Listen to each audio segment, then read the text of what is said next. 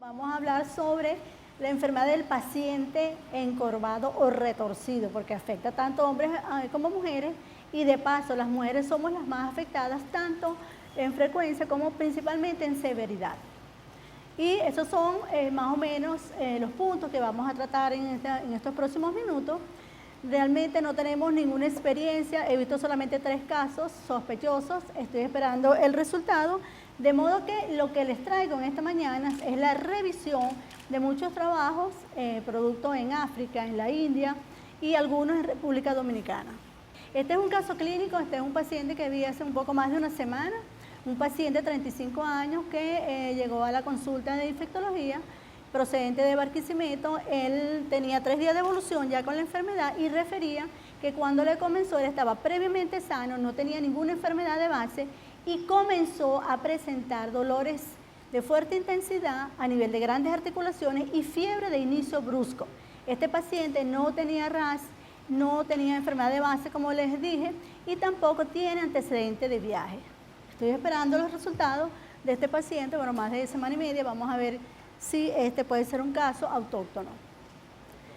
Lo que llamaba la atención de este paciente, que él decía que el primer día él no podía caminar, o sea, no podía, estaba como encorvado porque los dolores eran muy intensos. Eso ya lo dijimos, ¿verdad? De dónde viene la palabra chikungunya, que significa doblarse, retorcido. Y vamos a ver, fíjense ese paciente que está allí, ustedes pueden ver que es un paciente que no se puede mantener derecho, él está encorvado levemente porque el dolor es tan fuerte que le impide a ese paciente estar en una posición erecta y como las modelos están siempre, ¿no? Fíjense que este es el caso más adelante de una mujer. Estos son casos de República Dominicana. Ustedes los pueden revisar inclusive en la página de la OPS, donde hay una parte de puras fotos de pacientes. Ellos han sido de verdad bien diligentes en publicar estas fotos para que nosotros, ¿verdad?, comencemos a ver los primeros casos. Esta es una mujer que tenía bastante dolor, se le nota tanto para sentarse como para pararse, inclusive necesita ayuda para ella caminar. Esto, bueno, el periodo de incubación que va de 2 a 12 días, generalmente de 3 a 7 días, y la tasa de ataque es importante, fíjense, puede ser hasta de un 50% o más en poblaciones vírgenes como precisamente somos nosotros y lo que está ocurriendo ahorita en las Islas del Caribe y en Haití y República Dominicana, donde ya llevan más de 160.000 casos. Ellos inclusive han presentado en una sola semana 20.000 casos. Tienen colapsado todo lo que significa las instituciones sanitarias y también las maternidades y también los sitios para los bebés recién nacidos. En la fase aguda, como vimos en el paciente que les mostré inicialmente, se presenta fiebre muy elevada, dolor articular principalmente en las articulaciones. Tiene una fase subaguda, algunos pacientes presentan una recaída los 3 primeros meses y que se manifiesta principalmente por dolores articulares. Esta enfermedad, lo más característico son los problemas articulares, artralgia o sinoartritis. Un pequeño porcentaje va a presentar casos atípicos que lo vamos a ver más adelante. La fase crónica se presenta ya en un paciente que tiene antecedentes de fiebre chikungunya y después de 3 meses los dolores se hacen persistentes. No solamente dolores, puede haber astenia, pérdida del apetito, debilidad generalizada y eso va a depender. Muchos pacientes a los 4 meses tienen todavía persistencia de los síntomas, otros a los 20 meses y fíjense que todavía 5 años después un porcentaje de pacientes puede presentar sintomatología. Entonces, una de las diferencias de esta enfermedad con el dengue es la cronicidad que se puede presentar principalmente asociada a los dolores articulares. Yo les traje algunos estudios más o menos para ir viendo cómo se ha ido presentando la enfermedad. No sabemos si se va a presentar aquí, lo más probable, o tengamos diferencias génicas que probablemente la enfermedad pudiera ser diferente, pudiéramos tal vez tener casos atípicos en mayor proporción, eso es algo que no sabemos y es algo de lo que vamos nosotros a estar muy pendientes en esta epidemia inminente que nos viene. Esto es la prevalencia en diferentes grupos de edad. Fíjense cómo la prevalencia puede ser importante en diferentes grupos etarios, pero es mucho más elevada, por lo menos en esta serie, en mayores de 63 años. Este es 78 pacientes de San Cristóbal, República Dominicana, que fue el primer sitio donde se comenzaron a ver los pacientes. Fíjense que allí la prevalencia es mucho más elevada en mujeres con respecto a los hombres, y si nosotros vemos, por ejemplo, la tasa de ataque por edades, vemos que en menos de un año es 34% de esa población.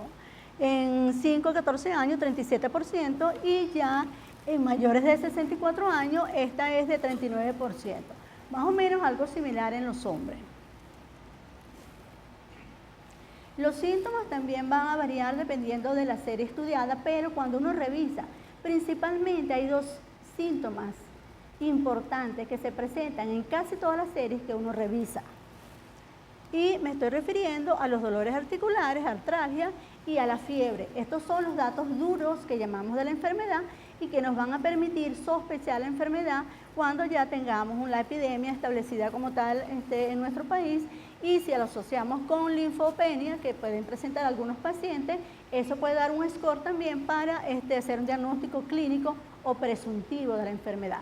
De hecho, una vez que en un país, en un sitio, en una localización, comenzamos a tener casos, la mayoría de los pacientes no vamos a tener un diagnóstico definitivo, sino presuntivo, porque no es costo-beneficio, y solamente el diagnóstico se va a establecer en aquellos pacientes hospitalizados que tengan una enfermedad severa. Esto también son manifestaciones clínicas en otro grupo de población. Igualmente vemos allí que lo más importante que presentan los pacientes son fiebre y dolores articulares en un porcentaje menor. En el primero, más del 90% de los pacientes tenían dolores articulares y fiebre. Aquí es un poquito más del 70%. Entonces eso va a depender de la serie que uno estudie. Y aparecen otros síntomas como el insomnio un 34%. Y eso se debe principalmente a que la gente, cuando tiene esta enfermedad, los primeros días no puede dormir por el dolor tan intenso. De allí entonces que sea una enfermedad donde la calidad de vida de la persona se disminuye de manera importante, ya sea en la etapa aguda por los dolores tan fuertes o en la etapa crónica por la persistencia de los dolores articulares. Esto también son de República Dominicana. Nuevamente es para mostrarles que la fiebre y dolores articulares son los síntomas más importantes que se presentan en los pacientes.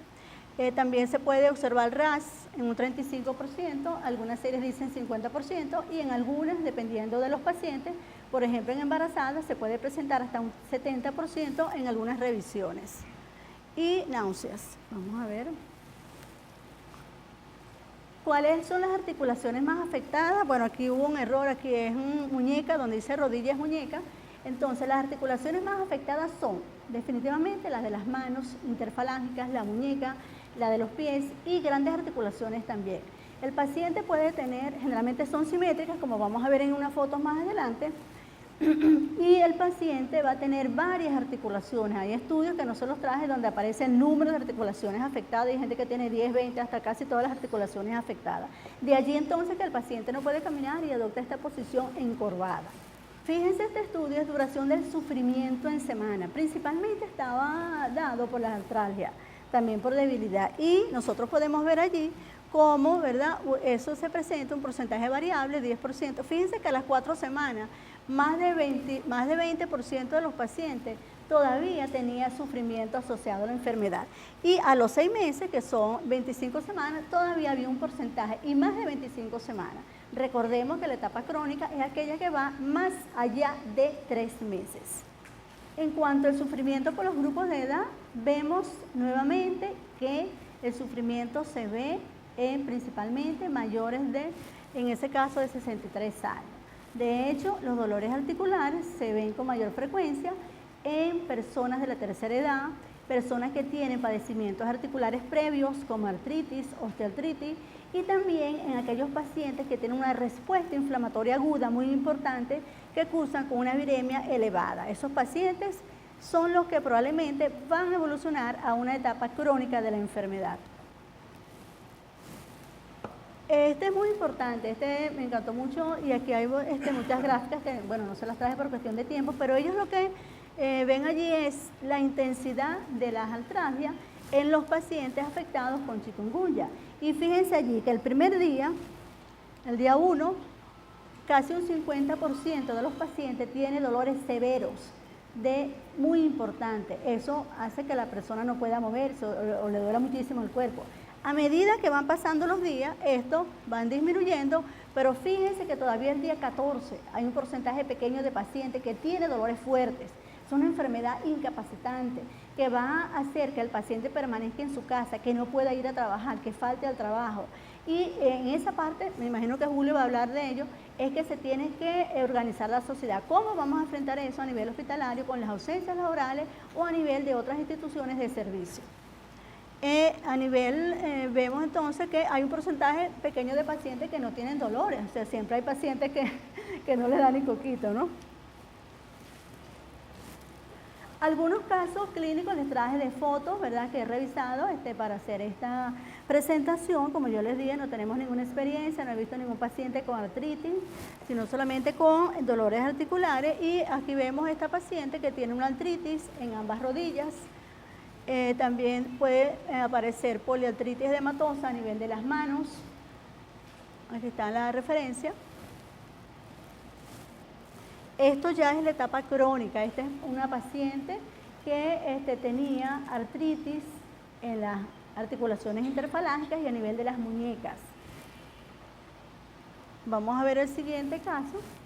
Este es un paciente, fíjense, que ya tenía 5 años de haber tenido la enfermedad y todavía él no podía doblar completamente su puño, su mano. Eso entonces es una enfermedad incapacitante que le impide realizar sus labores, digamos, cotidianas. Los factores predisponentes, entonces ya los nombré, ¿verdad? Están relacionados a estudios bien interesantes que se han hecho con un radio elevado en pacientes de 45 años en adelante, mayores de 60, compromiso reumático inicial severo, o sea, aquellos pacientes que hacen esas manifestaciones reumatológicas o artritis o artralgias severas en la fase aguda, probablemente tienen más probabilidad de presentar persistencia de los síntomas articulares. Y también eso se ha relacionado los títulos elevados de IgG con la edad, sexo femenino y gravedad de síntomas reumáticos iniciales. Se ha tratado de explicar desde el punto de vista patogénico, ¿verdad?, por qué persisten los dolores y se sabe que hay una gran respuesta inflamatoria de mediadores, de citoquinas a nivel de la articulación que te van a lesionar la membrana sinovial y eso puede explicar la persistencia de los síntomas. Inclusive se ha encontrado el virus a nivel de las membranas sinoviales. En resumen, ¿qué podemos decir? Que los síntomas, ¿verdad?, reumatológicos son o articulares, artralgia o artritis, son simétricos principalmente de pequeñas articulaciones, pero también se pueden afectar las grandes articulaciones, puede haber artritis, puede haber tenosinovitis y muchos pacientes no pueden realizar sus labores, digamos, habituales, causando una gran incapacidad, como este paciente, es un paciente que estaba, que no podía moverse, es un paciente también de República Dominicana y un porcentaje variable, como ya hemos visto, evoluciona hacia la cronicidad. Vamos a ver el RAS, dijimos que se presentaba más o menos en un 50% de los pacientes o más, o quizás menos, dependiendo de la serie estudiada. Más frecuente es el tipo RAS maculopapular, pero en los recién nacidos y en los niños, este RAS, si bien es cierto que puede ser macular, como vamos a ver también en una foto, puede ser buloso. Y es una característica que deben estar muy pendientes los neonatólogos y los pediatras. Esto es un RAS en una mujer, fíjense, la cara edematosa con un RAS. Este es un paciente de República Dominicana con un RAS y eritema. Fíjense aquí el RAS, es un RAS papular que tiende a ser confluente. Recordemos que el dengue más que todo es un RAS más fino o puede haber un RAS petequial. RAS petequial no se presenta en estos pacientes porque la trombocitopenia es muy rara, excepto en recién nacidos y en pacientes graves con comportamiento atípico de la enfermedad. Una paciente también con RAS. Este ya es un paciente, fíjense que este es un paciente que venía de Indonesia, eso fue en Brasil. Él fue detectado la chikungunya con el sistema de vigilancia que tienen ellos para ese tipo de enfermedades en viajeros y 33 días después de la enfermedad él tenía una descamación a nivel de sus manos y a nivel de los pies. Manifestaciones atípicas, que es lo que vamos a ver a continuación. Fíjense cómo está esta mujer, que es de raza negra, con una hiperpigmentación a nivel de la cara. Hay varios casos descritos y lo de abajo corresponde a un niño con lesiones bulosas, que es lo que se presenta con mayor frecuencia en ese grupo etario. Manifestaciones cardiovasculares, miocarditis, insuficiencia cardíaca, pericarditis, etcétera. A nivel renal también se puede presentar falla renal, y estamos hablando de casos atípicos, no de los casos normales. Es importante recordar que más del 90% de estos pacientes, un 95%, la enfermedad es leve a moderada, pero un porcentaje de pacientes, dependiendo si tienen o no comorbilidades, si tienen hipertensión, si son diabéticos, si tienen enfermedad de base, si son de la tercera edad y son recién nacidos o niños, pueden presentar una enfermedad severa. De modo que la letalidad en general de la enfermedad es baja, de 1 a 2%, pero no es que la enfermedad no es letal, como han dicho algunos voceros. Esta es una enfermedad que puede ser letal, como vamos a ver una serie más adelante, en sistema nervioso central, que puede ser hasta de 10% o más.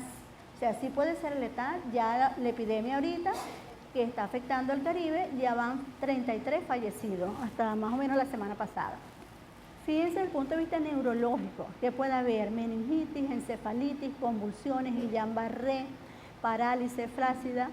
Y lo que está aquí a la derecha es un estudio que se hizo de manera prospectiva en la India, en un brote que hubo en una localidad de ese país, y ellos entonces todos los niños menores de 16 años que llegaban con síntomas neurológicos sugestivos de infección del sistema nervioso central, le hacían estudio en líquido cefalorraquídeo con PCR en tiempo real para chikungunya, y también le hacían otros exámenes de sangre, ¿no? Ellos encontraron aquí, de esos 57 niños, 8 presentaron infección por el virus de chikungunya y fueron infecciones severas. Fíjense que 7 niños tenían alteración del estado mental asociados con convulsiones en 6 casos, 3 tenían además meningismos y 7 niños presentaron convulsiones y estatus epilépticos, que como sabemos son aquellos niños que presentan convulsión más allá de 30 minutos. De modo que esta es una enfermedad que puede ser grave en algunos pacientes. Desde el punto de vista ocular, también una pléyade de síntomas y de diagnósticos oculares que pueden presentar los pacientes. Si bien es cierto, lo más frecuente es conjuntivitis, que no causa mayores problemas, pero si tenemos un paciente que tiene fiebre chikungunya y tiene síntomas oculares, este paciente tiene que evaluarlo un oftalmólogo. En general, esta es una revisión que se hizo en la isla de La Reunión, cuando uno estudia, cuando uno estudia chikungunya, uno se va a encontrar que hay muchas publicaciones donde se hicieron en esta isla de Reunión, que el año 2005-2006 fue afectada por una epidemia muy importante de este virus, donde 1/3 de su población fue afectada y ellos tuvieron un poco más de 800 casos atípicos. Tiene mucha importancia porque fue la primera vez que se asoció mortalidad por este virus y que además se demostró por primera vez transmisión vertical, o sea, de la madre al bebé, por el virus de chikungunya, que hasta ese año no se había descrito. Y ellos tuvieron aquí 610 casos atípicos, 22 fueron severos, 65 pacientes murieron de esos casos atípicos. Tenían condición subyacente, la mayoría, ya sea cardiovascular, neurológica o desórdenes respiratorios. Hipertensión, enfermedad cardiológica o respiratoria, fue un factor de riesgo independiente asociado con severidad, que probablemente van a ser los pacientes que nosotros vamos a hospitalizar. Y la mortalidad, fíjense, en este grupo fue de 10.6 y se incrementó con la edad. En general, las manifestaciones atípicas se asocian entonces, son severas, se presentan con mayor frecuencia en recién nacidos, en niños, no niños pequeños, son en niños en general, personas de la tercera edad y pacientes que tengan comorbilidad o enfermedad de base, que son los pacientes que tenemos que estar pendientes. Sin embargo, hay otros estudios que también estuve revisando de pacientes que fueron ingresados en unidad de terapia intensiva que no presentaban ninguna enfermedad de base. Entonces, todo va a depender de lo que nosotros vamos a hacer seguimiento de estos pacientes y de lo que establezcamos como parámetros para su seguimiento. En embarazadas, bueno, no podía dejar de este tópico.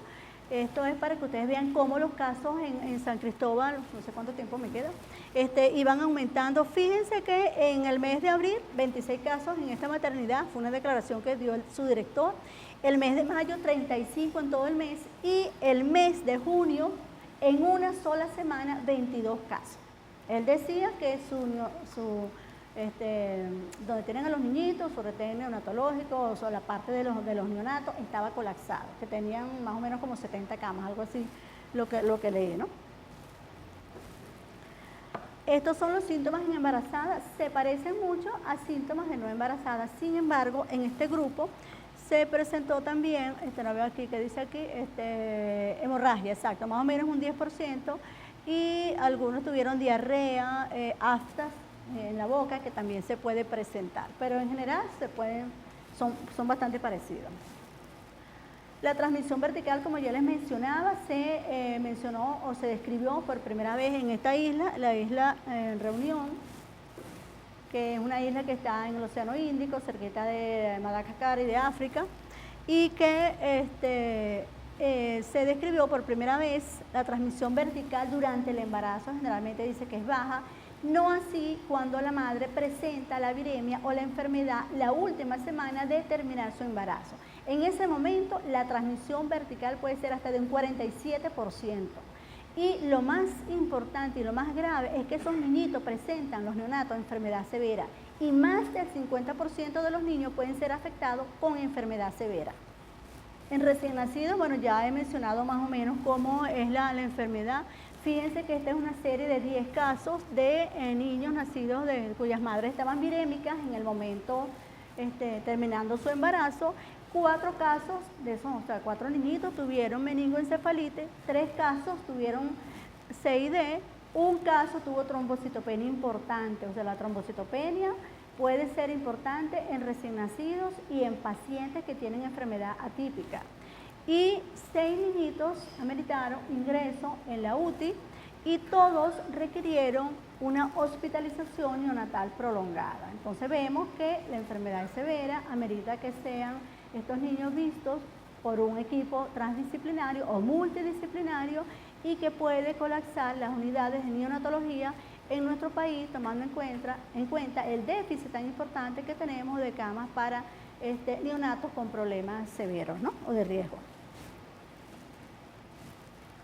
Esto también son fotos de República Dominicana. Fíjense cómo este bebecito, este recién nacido, tiene ras maculopapular y aquí la expresión de dolor de este bebé.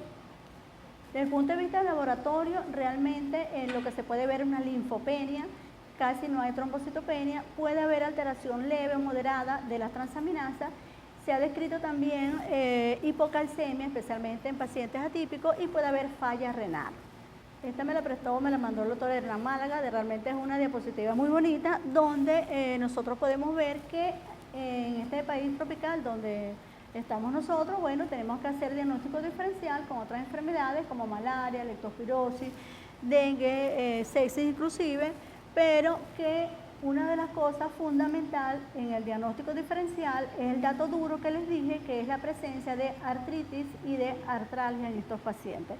Eso nos va a hacer sospechar a nosotros de una fiebre chikungunya, y eso va a ser suficiente en pacientes que tienen fiebre inicio brusco, que tienen artralgia, artritis o que pueden presentar RAS también y linfopenia, hacer un diagnóstico presuntivo. Esto es más o menos las diferencias también con el dengue, que es quizás uno de los diagnósticos diferenciales que se tiene que realizar. Esta la elaboró también en base a varios estudios la UPS.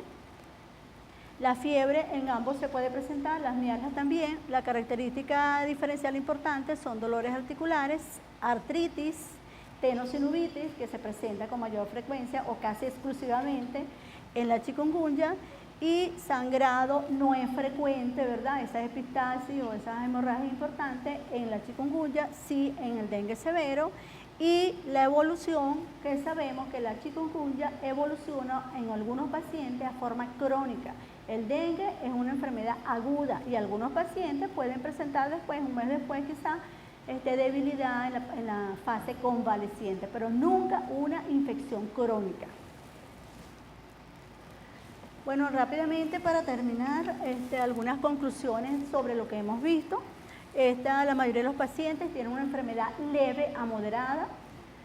La fiebre y los dolores articulares y la artritis son el dato duro para sospechar la enfermedad.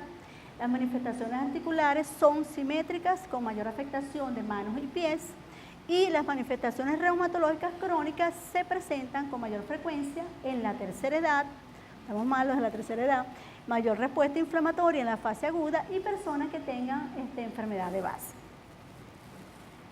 Las manifestaciones atípicas con mayor frecuencia en recién nacidos, en niños, personas también con morbilidad. Las manifestaciones hemorrágicas son poco frecuentes, excepto en algunos grupos poblacionales severo, como ya lo hemos visto, y la letalidad es baja, excepto en pacientes que tienen enfermedad atípica. Y la transmisión vertical es mayor en el periparto. Algunas reflexiones, ¿verdad? Porque no sabemos de verdad cómo se va a presentar esta enfermedad, desconocemos cuál será la tasa de ataque, si va a ser similar en lo que se está presentando en las Islas del Caribe, es lo más probable.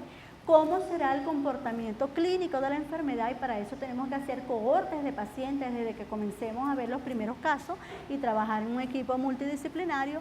¿Cuál será la tasa de letalidad que vamos a tener nosotros? ¿Qué porcentaje de casos atípicos se nos van a presentar?